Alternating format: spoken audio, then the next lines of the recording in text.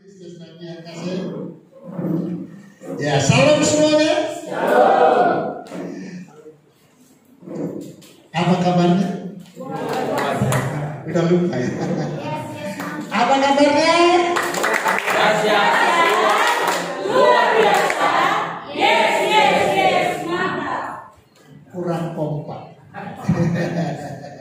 Iya. Sekali lagi ya, apa kabarnya? Luar biasa.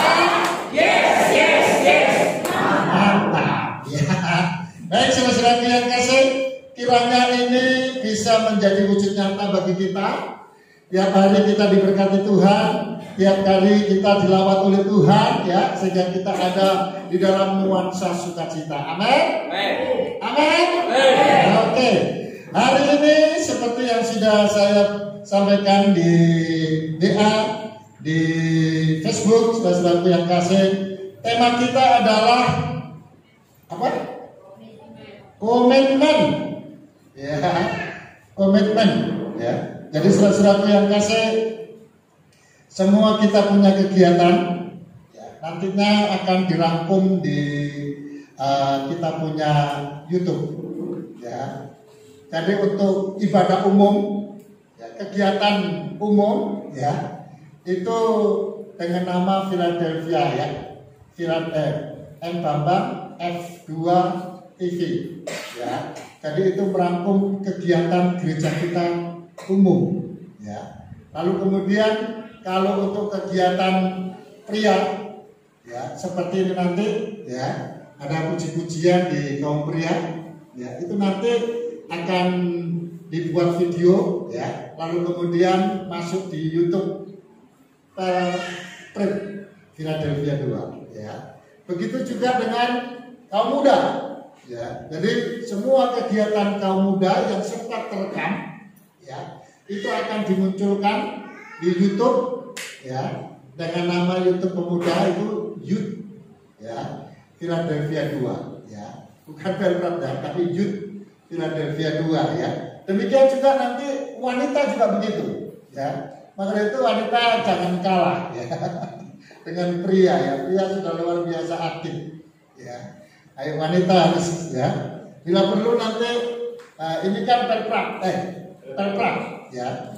Singer perprak, song leader perprak, ya. Nanti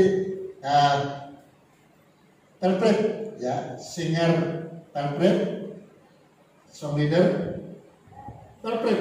Nah, kalau bisa waktu pelwat, ya, singernya juga pelwat, ya. Selama ini, ya, ibu gembala, ya, sebagai pelwat, tapi singernya perprak. Perprak, ya.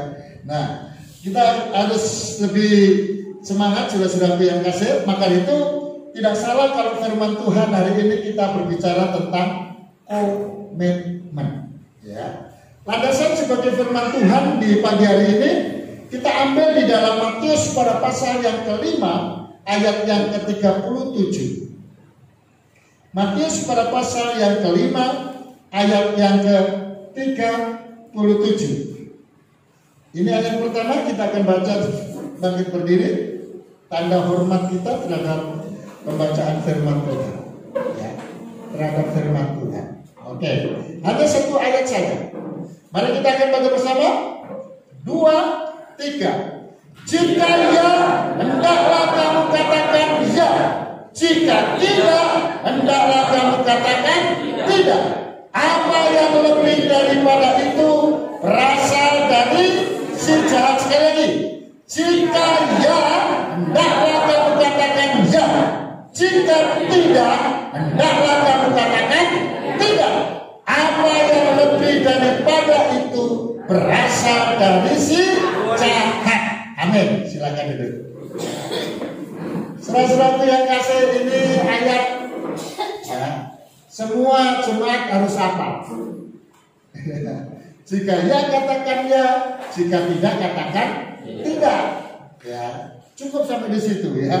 Kenapa? Karena kalau kita lebih-lebih, ya, dikatakan apa yang lebih daripada itu berasal dari jahat. Ya. Dosa, no, alias tidak. Tidak. Melayani Tuhan. Yes. Ya. Nah, saudara-saudara yang kasih, tapi kalau dosa plus melayani, nah ini kan dari sejak nggak bisa kita bilang yes, nggak bisa kita bilang no. Kalau dua-duanya berarti kan nggak melayani, dia juga berdosa ya. Itu nggak cocok, saudara-saudara yang kasih ya. Nah, itulah sebabnya dengan jelas Tuhan kita ya memberikan pelajaran bagi kita ya, sebuah komitmen yang tinggi. Orang yang mengikuti Yesus itu harus tertanam di dalam hati pribadi ya.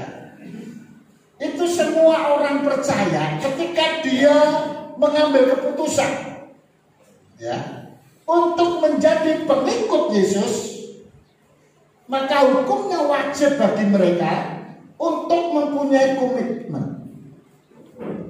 Ya. Bukan dilahirkan sebagai orang Kristen, bukan. Jadi ambil keputusan menjadi pengikut Kristus sah, termeterai. Karena ketika orang dilahirkan, lalu kemudian sekalipun orang tuanya sudah Kristen, ya, tak ada catatan seorang Kristen melahirkan anak, otomatis anaknya Kristen, ya, begitu lahir ceprot, ya kan gitu kan. Lalu ada suara dari surga mengatakan, inilah anakku yang kukasihi. Tidak, saudara. Suara itu pernah diperdengarkan oleh Tuhan. Bukan saat manusia dilahirkan. Ya. Tapi pada saat manusia dilahirkan kembali. Ya, agak bingung ya. Tadi saya katakan perkataan inilah anakku yang kukasihi, ya, aku berkenan, ya. Itu bukan pada saat manusia dilahirkan, tapi pada saat manusia lahir kembali. Ya. Seorang tokoh agama yang bernama Nikodemus, ya, dia curi-curi waktu dia. Dia melihat kanan kiri ada orang ataupun tidak ada orang. Kalau ada orang, tentu dia batalkan. Maksud dan tujuannya ingin bertemu dengan Tuhan Yesus. Tapi begitu tidak ada orang, ya, dia datangi Tuhan Yesus. Ya. Lalu kemudian dia berkata, Guru, Tuhan, ya, supaya kami ini selamat bagaimana? Tuhan bilang, kamu harus dilahirkan kembali. Ini dilahirkan kembali. Ya. Jadi orang yang sudah dilahirkan, notabene-nya, opongnya, neneknya, orang tuanya sudah Kristen. Ya, dia dilahirkan pakai dalam nama Tuhan Yesus, saudaraku yang kasih. Ya. Lalu kemudian dia beranjak dewasa seperti Nikodemus. Ya. Bagaimana supaya aku selamat? Bagaimana supaya aku berada masuk dalam kehidupan kekal? Tuhan Yesus tidak berkata, kalau kamu setia di gereja, tiap minggu kamu bergereja, kamu pasti selamat. Kamu pasti masuk surga. Tidak. Tapi justru Tuhan katakan, kamu harus dilahirkan kembali. Iya. Berhenti dari perbuatan dosa. Lalu kemudian menerima diri. Jadi kelahiran kembali itu berbicara tentang baptisan. Ya. Maka suara yang diperdengarkan, inilah anakku, ya, yang kukasihi, aku berkenan. Itu ketika Tuhan Yesus sudah dibaptis. Ya. Maka baptisan itu penting. Jadi Bapak Ibu yang belum dibaptis, ya, nah ini harus segera dibaptis. Ya. Kemarin sudah ada yang mau pengen dibaptis, ya, tapi kan harus ada pelajaran dulu, ya, supaya tidak salah dibaptis. Ya. Nah, saudara-saudara yang kasih, ini sangat penting. Maka itu kita lihat komitmen kita.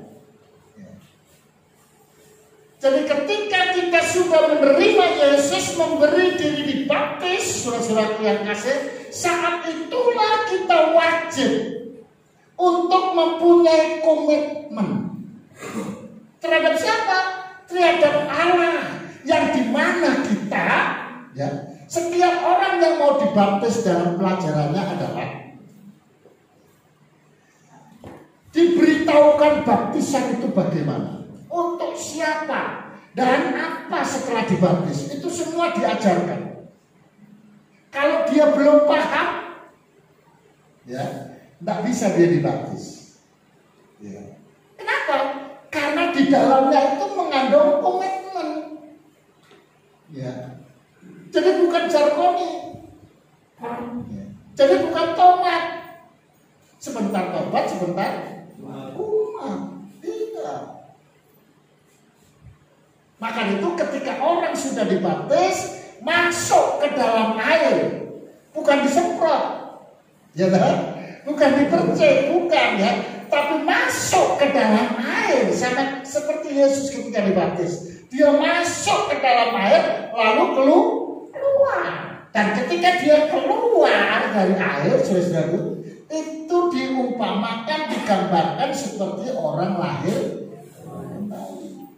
Maka hamba Tuhan, maka jemaat Tuhan akan memberikan salam. Ya, selamat hidup baru. Ya, kenapa? Karena sudah dilahirkan kembali. Nah, ketika sudah dilahirkan kembali, dosa-dosanya yang lama itu tertinggal di dalam tanah ataupun di dalam air. Lalu menghidupi dengan kehidupan yang baru. Maka semua sifat-sifat yang jelek itu harusnya tertinggal, ya, bukan dilakukan lagi, ya. Dan itu bisa dilakukan kalau kita benar-benar komitmen. Iya, saudara-saudara terima kasih. Ini penting, ya, ini penting. Saya punya catatan, saudara-saudara, seorang yang bernama Jonathan Edwards. Ya, dia orang Inggris, saudara. Seorang atlet pelari lompat jangkit. Ya, pelari lompat jangkit. Ya. Dia adalah seorang pemegang rekor dunia. Ya, pada 3 Olimpiade berturut-turut, ya, sekitar tahun 1995. Ya. Dia mengatakan kepada semua orang, kepada khalayak ramai, bahwasanya prestasinya juga tak lepas dari komitmen dan pengorbanan dalam berlatih. Ya. Bayangkan, saudara, ini adalah orang yang pengen menggapai dunia, ya, dengan prestasi. Ya. Dia katakan itu bisa digapai, itu bisa berhasil, rekor itu benar-benar nyata, itu bisa digapai dengan komitmen. Ya. Dan pengorbanan. Ya, ini Jonathan berkata seperti itu, ya. Ia juga berdisiplin dalam pola makan dan tidur. ia bersaksi komitmen untuk berprestasi seperti dengan komitmen yang diperlukan dalam mengikut Kristus. Ya, itu yang dikatakan oleh dia. Itu yang membuat berhasil. Ya, jadi keberhasilan dia bukan hanya sekedar berlatih. Ya. Komitmen dia bukan hanya sekedar makanan sehat. Ya, bukan, ya. Tapi di dalam itu semua dia libatkan Kristus di dalamnya. Maka orang-orang yang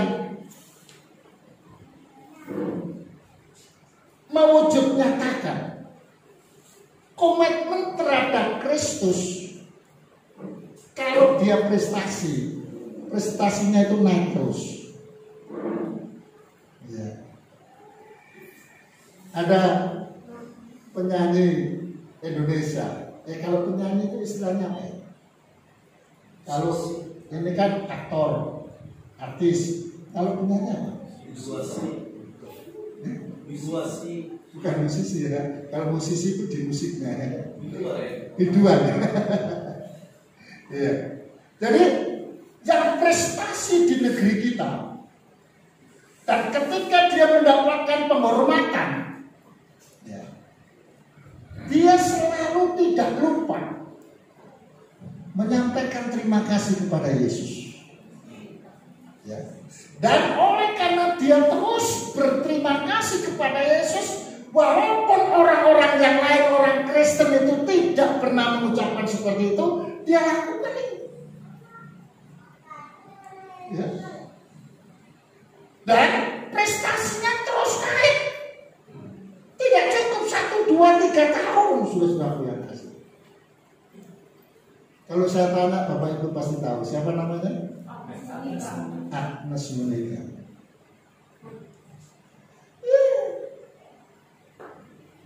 Gereja, dia bergereja tidak surut oleh karena nama besarnya.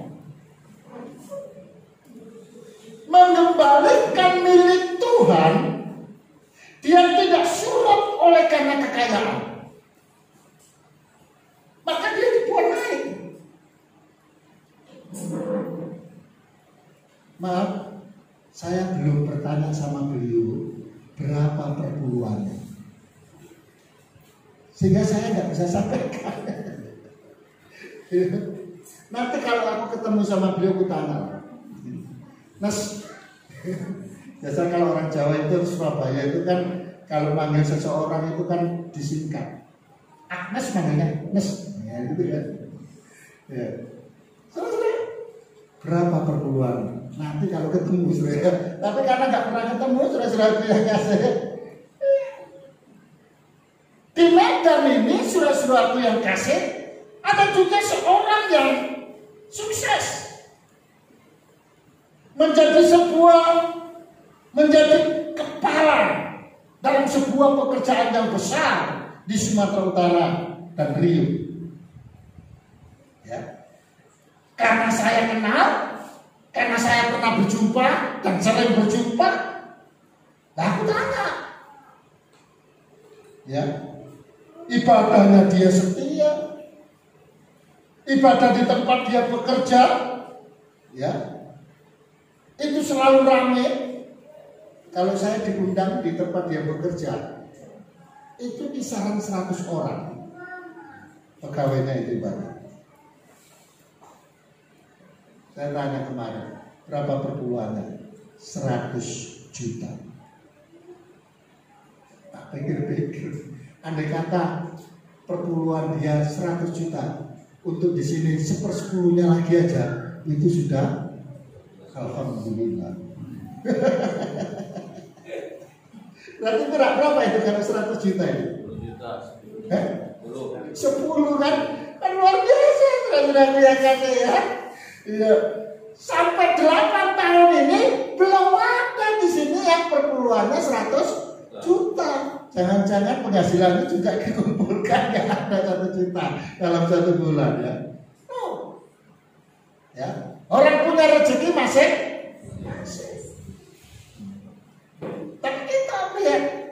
yang dibuat terus naik, saudara-saudara yang kasih. Dan sekarang dia menjadi orang kepercayaan menteri, ya, dan juga presiden kita, saudara yang kasih. Apa sih arti daripada komitmen? Dalam catatan saya, komitmen itu adalah suatu janji pada diri sendiri, ya, atau suatu janji pada orang lain yang tercermin dalam tindakan, ya. Jadi komitmen itu harus diwujudkan, ya, harus dilakukan, gitu. Komitmen apa? Berhenti dari dosa. Dosa apa? Perzinahan? Berhenti dari perzinahan. Dosa apa? Ya. Berbohong? Berhenti dari berbohong. Ya. Komitmen apa? Ada orang, saudaraku, pernah datang kepada saya, Pak Pendeta, Pak Pendeta, aku betul-betul ingin bertobat, Pak Pendeta. Doakan saya, Pak Pendeta, aku tidak mau merokok lagi, Pak Pendeta. Kita doakan, kita lepas saja. Tapi beberapa tahun kemudian, sudah 1 tahun tidak merokok dia.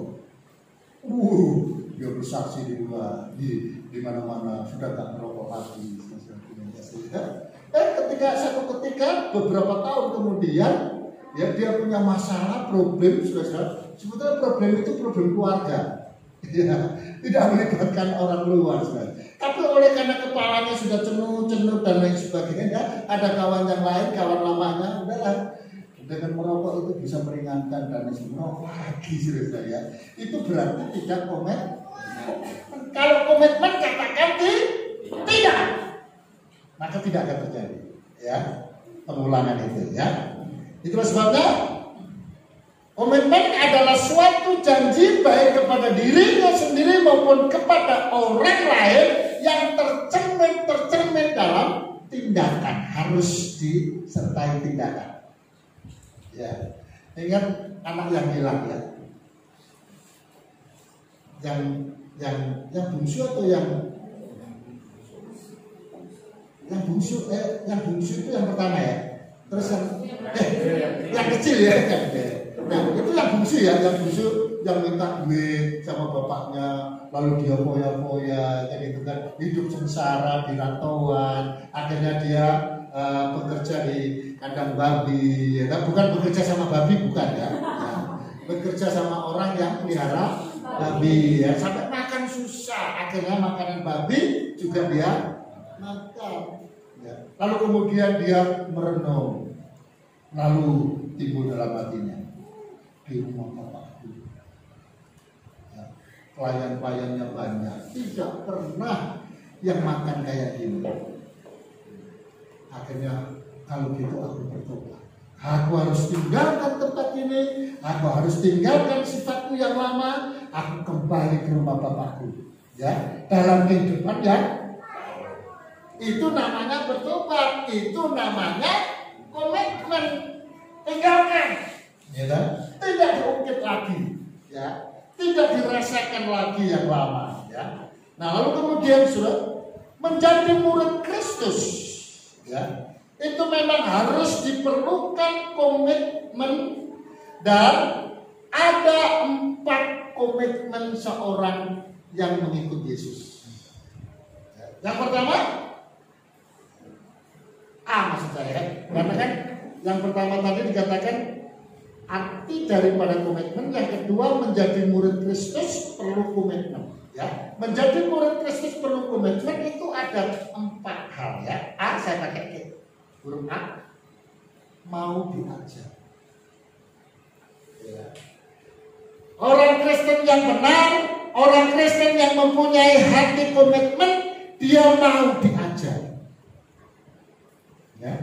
Kenapa? Karena kalau dia tidak mau diajar, saudara-saudaraku yang kasih, itu bahaya. Ya. Sampai sekarang Gembala saudara yang biasa sudah mengajar di mana-mana, berkhotbah di mana-mana, mau karismatik, mau protestan, ya, mau ortodok, saudara-saudaraku yang kasih, ya. Tapi sampai sekarang, ya, saya masih butuh Bapak rohani yang mengajar saya, yang menegur saya. Ya, selain Bapak di surga, ada Bapak yang ada di dunia ini yang mengajar saya sebagai Bapak rohani. Kisah Rasul 2 ayat 42. Kisah Rasul 2 ayat 42.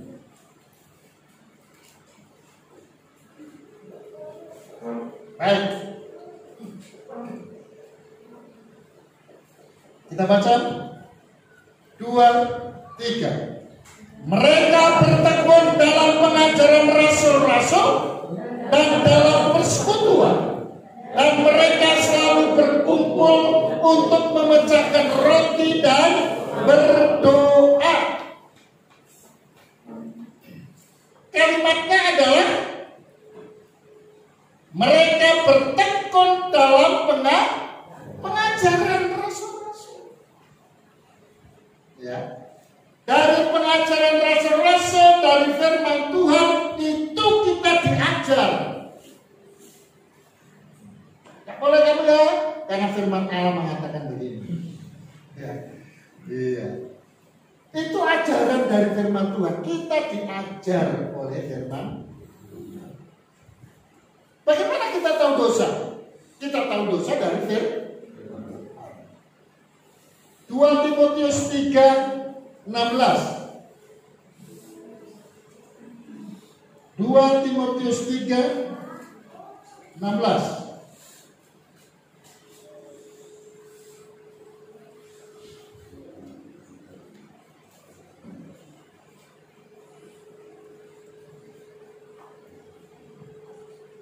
Kita baca 2, 3.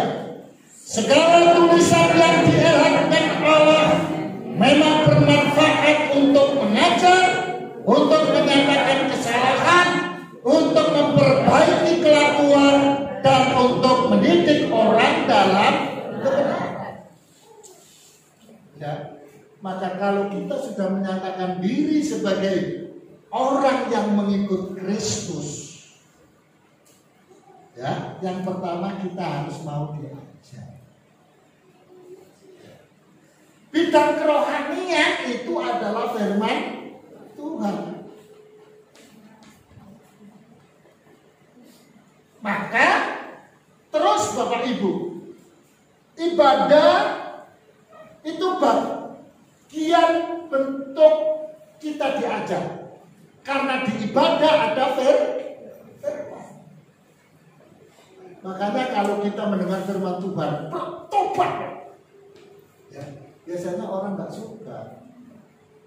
Padahal sebetulnya itu yang harus disukai. Ya. Kenapa? Karena ketika kita ditunjuk bertobat, saudara-saudaraku yang kasih, walaupun itu tidak secara langsung kepada kita, tapi sesungguhnya Roh Kudus sedang mengkoreksi kita. Mau nggak kita diajar? Kalau kita tidak mau diajar, maka kita punya hati, ya, itu bilang apa? Di dalam hati, kurang ajar ini pendeta, tegur aku. Sudah kira-kira ya. Dalam hati, ya kan? Tapi kalau nggak tahan di dalam hati, dikeluarkan. Walaupun berbisik-bisik, ya kan? Kan nggak mungkin dia langsung berdiri. Pak pendeta kurang ajar, Pak pendeta. Itu kan nggak mungkin, sudah kira-kira. Ya. Tapi kalau orang itu mau diajak, saudara, sekalipun ini merah, saudara lihat kasih, ya, karena itu nggak enak rasanya, sakit di hati ini, ya, itu terus kemudian yang menerima, saudara, itu terus dia bersyukur, terima kasih. So, orang yang seperti itu, tanda orang itu akan diberkati Tuhan. Kalau itu melawan, ya, justru iblis yang akan menguasai hatimu. B. Mau dikoreksi kesalahan. dikoreksi kesalahan. Karena kalau diajar itu kan tidak melulu tentang koreksi. Ini secara spesifik dikoreksi. Harusnya berkata saya salah. Ya, saya salah. Orang kalau dikoreksi, kalau dia mau menerima ajaran, mau menerima koreksi, dia pasti katakan saya salah. Ya. Tapi dia nggak menerima, ya, dia akan cari kalimat, ya, untuk membela dirinya. Kalimatnya macam-macam. Iya, saya salah, tapi kan itu kan. Kalau kalimat tapi itu kan membatalkan kalimat yang pertama. Iya, saya sebetulnya salah, tapi gitu. Itu berarti dia tidak mengakui kesalahannya. Seorang pengikut Kristus yang mempunyai komitmen, dia akan menerima, dia akan mau dikoreksi sebesar apapun koreksi kita. C. Mau berubah. Ingat kita punya visi misi tahun 2020.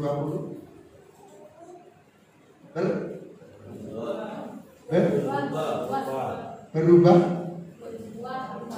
Berbuat dulu berubah. Berubah betapa. Apa? Berubah dan berubah dulu kita. Ya. Setelah kita berubah, kita pasti berubah. Setelah kita berbuah, pasti kita berdampak. Udah berapa lama kita menjadi orang Kristen? Tapi kita tidak pernah berubah, maka kita tidak akan berbuah. Dan ketika kita tidak berbuah, maka hidup kita tidak berdampak. Saya mendengar seorang wanita pengkhotbah yang hebat. Dia bilang apa? Penyesat sudah mulai masuk di dalam gereja. Jadi banyak orang sesat setelah dia masuk ke gereja. Kok bisa? Bisa.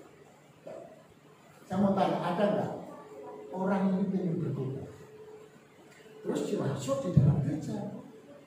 Sampai di gereja, orang-orang yang di gereja nggak bertobat. Akhirnya dia nggak bertobat juga. Judi ikut judi. Makanya nggak heran ketika saya melayani kebaktian kebanyakan rohani di Tanjung Pinang.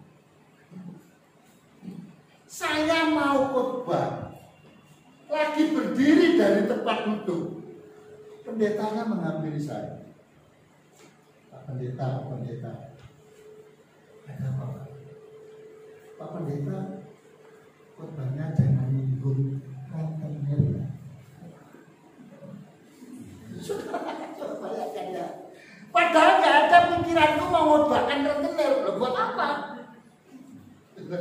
Tapi mau berdiri, saya kasih wanti-wanti, Pak, jangan khotbahkan rentenir. Di gereja itu rupanya saudara-saudaraku yang kasih banyak rentenir, termasuk situ. Tidak perlu sebutkan nama gereja. Ya.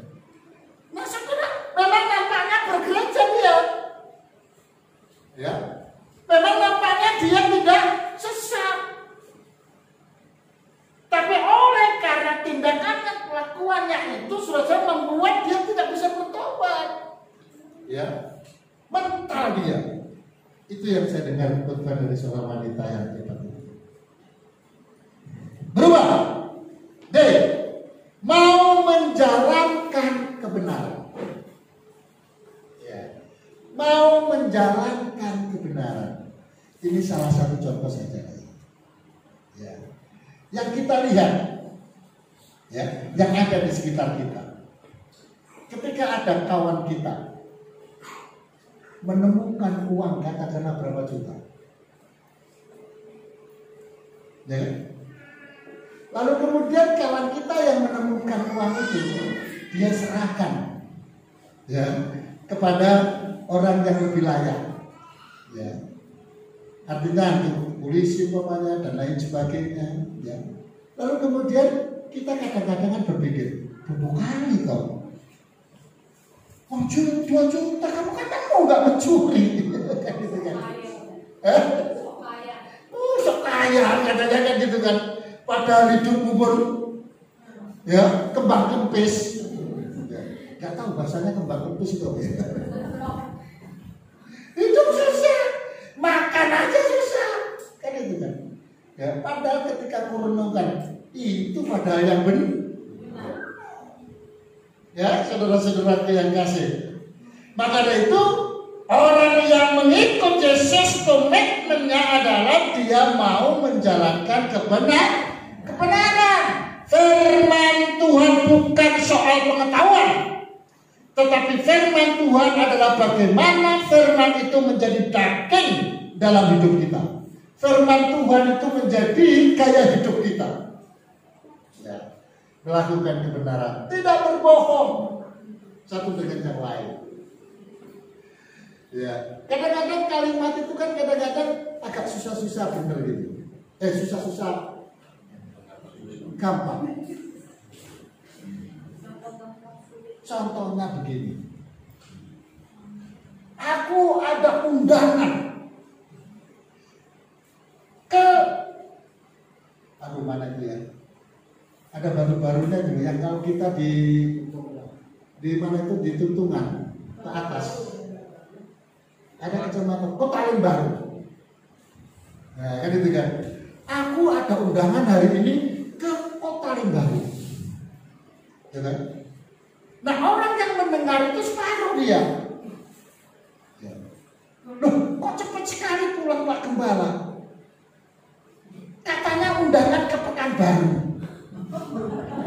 Aku bilang kan Kota Baru, bukan Pekanbaru, ya. Tapi sama-sama baru, ya. Cuma satu di sini, satu di Solo jauh kan, ya. Itu bisa saja terjadi kan gitu kan? Iya. Terlepas itu benar atau tidak, ya. Ya. Baik saudara-saudara yang kasih, ya. Setiap kehidupan akan menjadi luar biasa jika individunya menentukan satu tujuan dan itu di komitmen.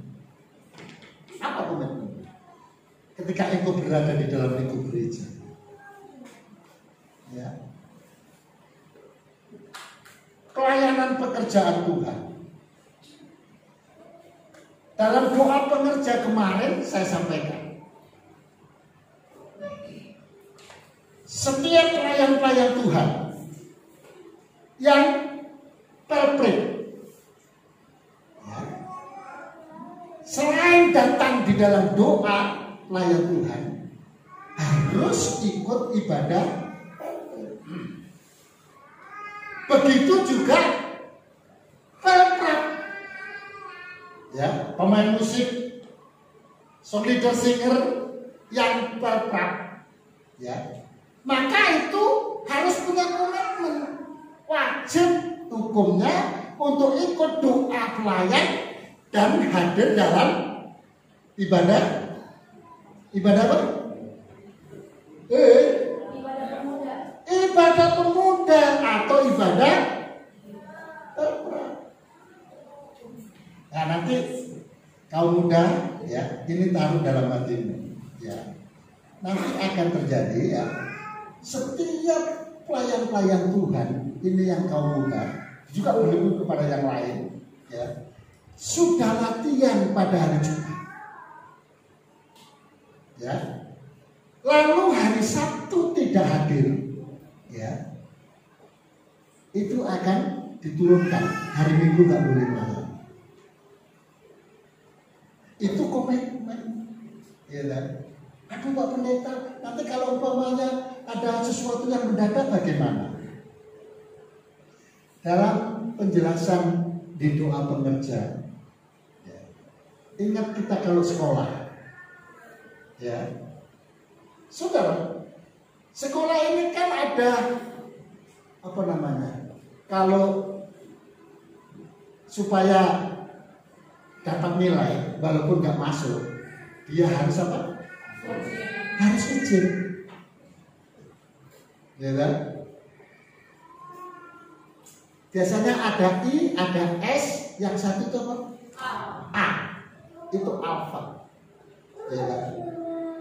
Sudah tuh jangan bangga, itu hebat, alfa, bukan omega. Bukan. Ya, nggak diterge itu. Ya. Justru malah itu berpengaruh terhadap nilai.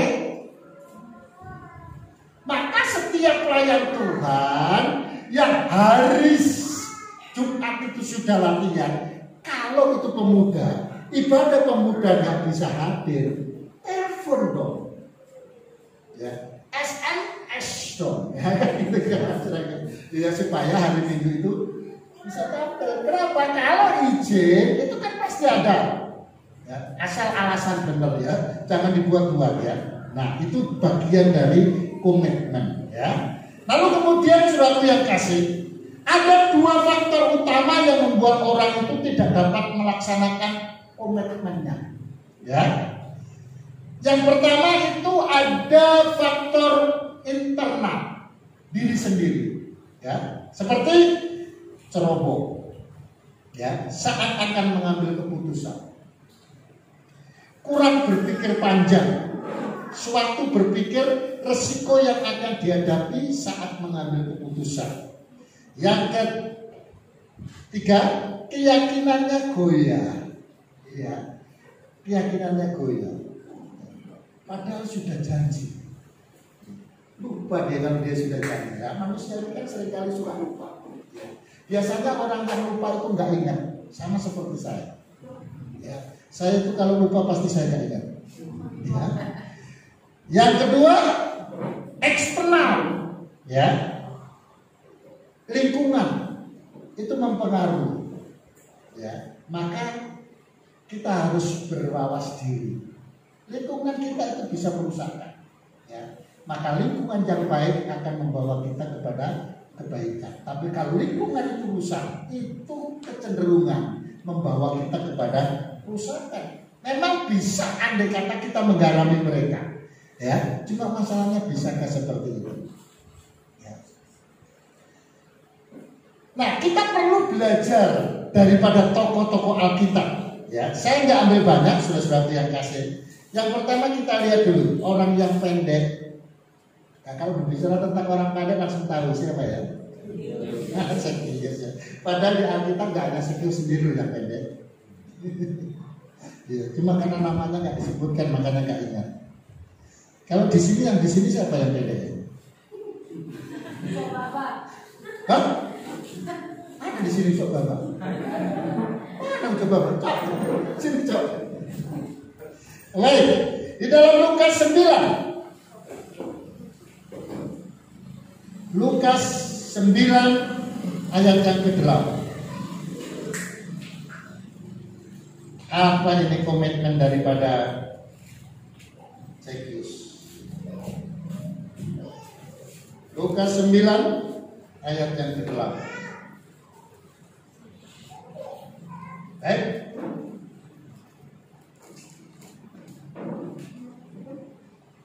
Kita baca 2, 3. Ada lagi yang mengatakan bahwa Elia telah muncul kembali, dan ada pula yang mengatakan bahwa seorang dari nabi-nabi dahulu. Ya benar kan? Berarti saya sudah tulis saya. Lukas di mana? Apa nama Zekius? Mana Zekius? Zekius.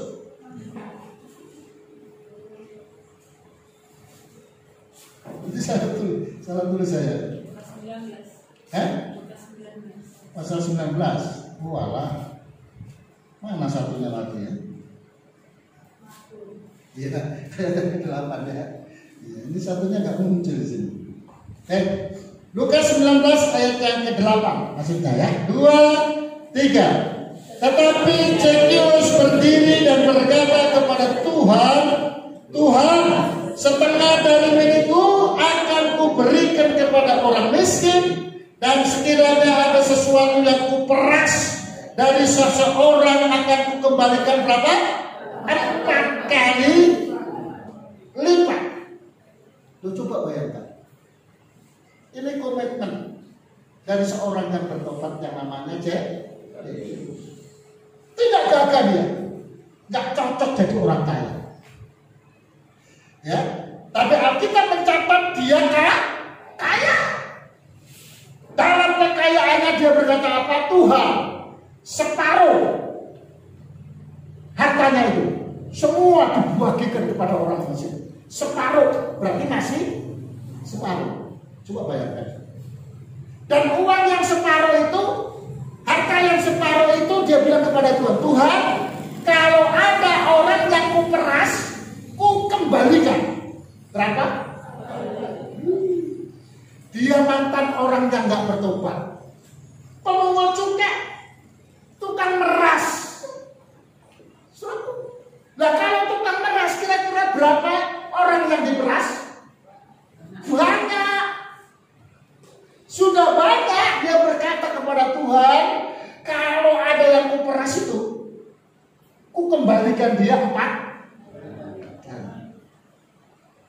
Saudara, uangnya sudah tinggal separuh, dia tukang meras, setiap orang yang dimeras dikembalikan 4 kali lipat.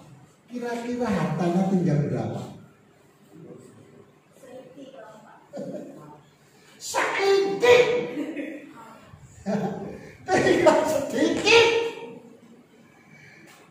Tapi ketika orang itu berkomitmen untuk pertobatannya, saudara-saudara, tidak menjadikan Zekius melarang, tidak menjadikan Zekius miskin, saudara-saudara yang kasih. Tapi justru dibuat oleh Tuhan Zekius itu naik. Ya, Zekius itu diberkati Tuhan. Maka namanya ada tercatat dalam catatan sejarah Alkitab. Saudara-saudaraku yang kasih, sebetulnya ada Paulus, ada Rut, ada Musa dan lain sebagainya. Lalu kita perhatikan berkat-berkat berkomitmen. Ya, lakukanlah sebuah komitmen dengan siapapun seperti untuk Tuhan.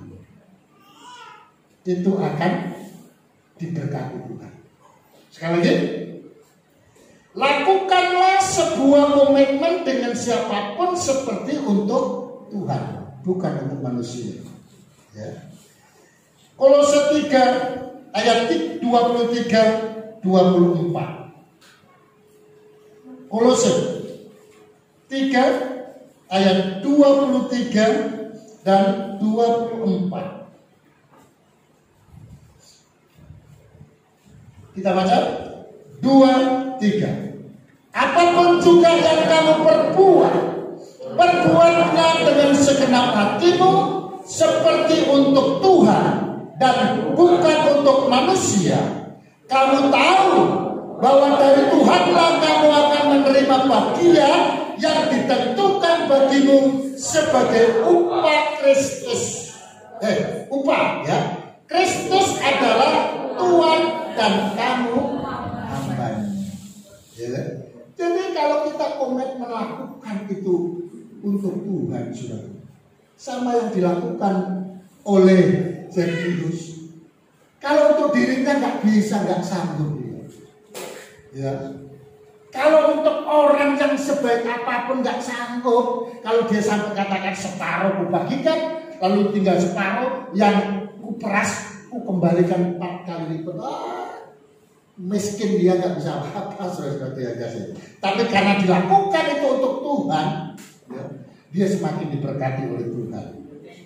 Lakukanlah dengan setia karena ada upah di dalamnya. Ya, jadi kalau kita lakukan dengan setia, apapun pekerjaan Tuhan itu, komitmen kita melayani, Lakukan dengan setia. Aku upah ini. Benarkah? Dalam 1 Korintus 15 pada pasal 15 ya, ayat yang ke-58.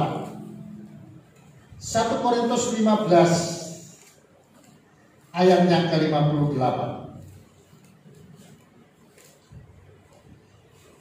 Baik, 2, 3. Karena itu saudara-saudaraku yang kekasih, berdirilah teguh, jangan goyah, dan giatlah selalu dalam pekerjaan Tuhan, sebab kamu tahu bahwa dalam persekutuan dengan Tuhan jerih payahmu tidak sia-sia. Ya, jadi pelayanan kita itu nggak sia-sia. Jangan remehkan pelayanan, saudara-saudara yang kasih. Justru junjung tinggi pelayanan.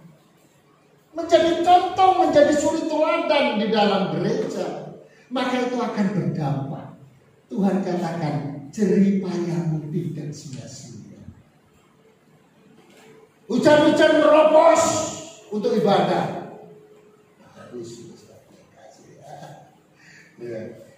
Nggak ada pakaian nanti di gereja. Bapak Gembala ada pakaian. Kalau cukup dipakai. Saudara yang kasih.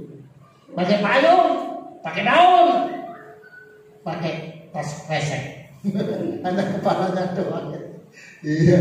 Saudara yang kasih. Apa saja komitmen yang harus dipegang orang percaya, ya? Yang pertama komitmen pada Tuhan. Yang kedua komitmen pada keluarga. Yang ketiga komitmen pada gereja, ya, setia pada gereja lokal, peduli terhadap pertumbuhan gereja, ya, setia komitmen kepada pekerjaan, ya, dan komitmen terhadap negara. Saudara-saudara yang kasih, kalau sudah mengenal komitmen, kita kan sudah belajar tadi ya. Ini sebetulnya kita sedang diajar, ya.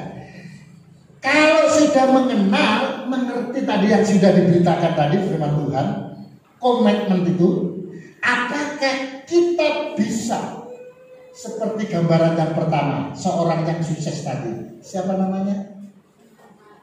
Jonathan Edward, ya.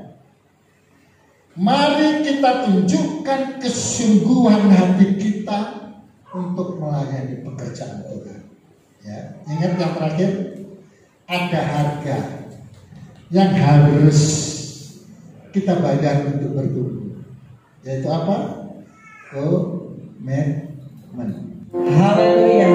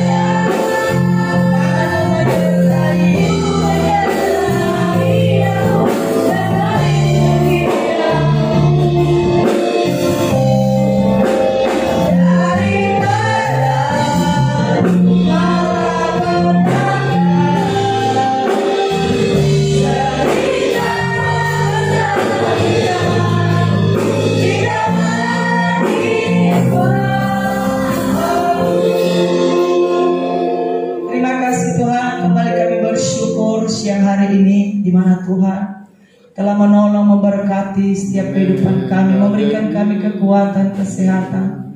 Terlebih kami bersyukur di mana sepanjang minggu ini Tuhan telah melawat kehidupan kami, sehingga di pagi ini atau menjelang siang ini kami boleh berhimpun, berkumpul untuk memuji, memuliakan nama Tuhan. Terima kasih buat berkat-Mu sepanjang minggu ini, dan terima kasih buat hari ini kami boleh ada kesempatan untuk beribadah dan memuji dan memuliakan nama Tuhan. Bagimu segala pujian, hormat, kemuliaan, keagungan. Di siang hari ini Bapa, kami telah menyembah Engkau. Dan bila itu menjadi dupa yang berbau harum di hadapan Tuhan. Dan kami telah mendengarkan firman-Mu, dan kiranya Engkau meterai ke dalam hati kami.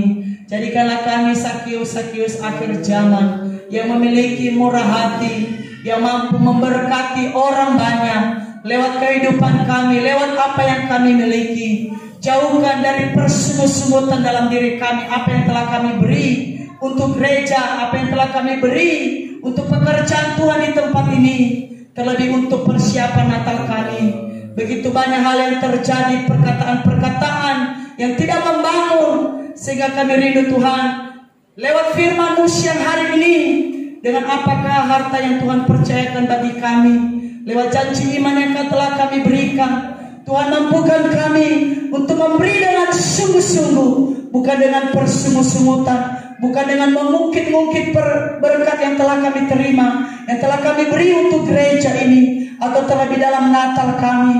Kami rindu Tuhan, Engkau berikan kami hati yang memberi, hati yang sungguh-sungguh untuk takut akan Tuhan, sehingga setiap pemberian kami Tuhan, itu Tuhan perhitungkan sebagai upah, sebagai kebenaran dalam kehidupan kami. Tuhan Yesus yang baik, siang hari ini setiap pemberian jemaat, bila mereka boleh memberi dengan sukacita, memberi dengan kerelaan hati, bukan dengan keberatan hati, bukan dengan mengungkit-ungkit apa yang telah mereka beri, tetapi bila jemaat siang hari ini setelah mendengarkan firman Tuhan, mereka memberi dengan tulus dan ikhlas tanpa harus menerima upah dari apa yang mereka beri. Itulah sebabnya Tuhan, biarlah upah dari Tuhan, itulah yang menjadi bagian dalam kehidupan mereka. Terima kasih Tuhan, setiap pemberian umat-Mu siang hari ini Tuhan akan balaskan 30, 60, bahkan 100 kali lipat. Dan kami berdoa buat setiap kegiatan jemaat Tuhan sepanjang minggu ini, kami menyerahkan seluruh kehidupan mereka. Berkati mereka Tuhan, dalam pekerjaan mereka, dalam usaha mereka, dalam rumah tangga mereka, dan keluar masuk mereka diberkati oleh Tuhan. Engkau yang memberkati setiap makan minum mereka, dan apa yang mereka kerjakan Engkau buat berhasil, dan setiap apa yang mereka tanam pelihara diberkati oleh Tuhan. Kiranya jauhkan dari tengah-tengah mereka segala yang jahat, segala sakit penyakit, virus yang mematikan, segala malapetaka, roh maut, kecelakaan. Kami tolak dalam nama Yesus. Tapi perlindungan Tuhan senantiasa menyertai seluruh jemaat ini, memberkati mereka siang hari ini yang sudah hadir, yang sudah beribadah kepada Tuhan. Pulangkan mereka dengan berkat-berkat yang luar biasa, berkat melimpah akan dicurahkan kepada kehidupan mereka. Bahkan jemaat Tuhan yang saat ini yang tidak beribadah juga oleh karena sesuatu hal, kami percaya juga Tuhan akan memberkati mereka di dalam nama Yesus. Setiap jemaat Tuhan yang sakit siang hari ini, kami percaya mereka telah mengalami lawatan Tuhan, dan mereka akan pulang dengan kesembuhan, yaitu berkat pemulihan dari Tuhan di dalam nama Yesus. Siang hari ini jika ada jemaat Tuhan yang lemah, Tuhan kuatkan, yang susah Kau hiburkan, yang terikat dan Kau lepaskan di dalam nama Tuhan Yesus Kristus. Terima kasih Tuhan. Kami juga bersyukur buat ibadah kami boleh berjalan dengan baik, dan kami berdoa buat jiwa yang baru siang hari ini. Kiranya Tuhan memberkati kedatangannya. Kami percaya ibadah hari ini bersama-sama dengan kami, Tuhan memberkati seluruh kehidupannya, memberkati seluruh para pelayan Tuhan yang mengambil bagian dalam pelayanan hari ini. Biarlah mereka semakin sungguh-sungguh untuk melayani Tuhan, dan biarlah roh mereka menyala-nyala untuk melayani dan untuk memberi yang terbaik kepada Tuhan. Selama mereka dalam melayani Tuhan, Engkau yang menjaga dan melindungi mereka, menjauhkan mereka dari segala godaan, menjauhkan mereka dari segala kenajisan, kecemaran. Tapi biarlah hidup mereka hidup yang berkenan, hidup yang mengasihi, dan hidup yang melayani Tuhan dengan sungguh-sungguh. Terima kasih Tuhan, terpuji termulialah nama-Mu siang hari ini. Dan kami juga berdoa juga buat bangsa dan negara kami dari Sabang sampai Merauke. Kami mohon anugerah keselamatan akan terjadi, anugerah pertobatan akan terjadi buat bangsa kami, dan kiranya keselamatan akan terjadi buat bangsa kami. Memberkati negeri kami, pulihkan dari segala keterpurukan, memberkati setiap pemerintahan kami, memberkati setiap pemimpin kami, mulai dari pusat sampai kepada daerah dan wilayah. Jadikan mereka pemimpin yang jujur, pemimpin yang takut akan Tuhan. Kami rindu lawatan-Mu terjadi atas bangsa kami, sehingga pemulihan terjadi. Terlebih kami dalam menghadapi virus corona ini, Tuhan, berikan kami kekuatan, kesehatan, kemampuan untuk dapat menghadapi kesulitan ekonomi, keuangan, atau apapun Tuhan. Tapi biar kami boleh berdiri teguh dan kami boleh memiliki keyakinan yang kuat bahwa Allah sanggup memelihara dan menolong dan memberkati kehidupan kami dalam melewati masa kesulitan ini, ya Tuhan. Terima kasih Tuhan, terima kasih Bapa. Dan kami juga berdoa, ya Tuhan, buat setiap pemberian umat-Mu siang hari ini, baik itu korban persembahan, ucapan syukur, bahkan persepuluhan, bahkan untuk kas gereja dan ekstrak ektan Tuhan. Setiap pemberian umat-Mu siang hari ini, Tuhan akan berkati berlimpah-limpah. Bahkan setiap umat Tuhan yang mengembalikan milik Tuhan, Tuhan akan membukakan tingkap-tingkap langit tercurah bagi setiap jemaat Tuhan yang mengembalikan milik Tuhan siang hari ini. Terima kasih Tuhan, terpuji termulialah nama-Mu.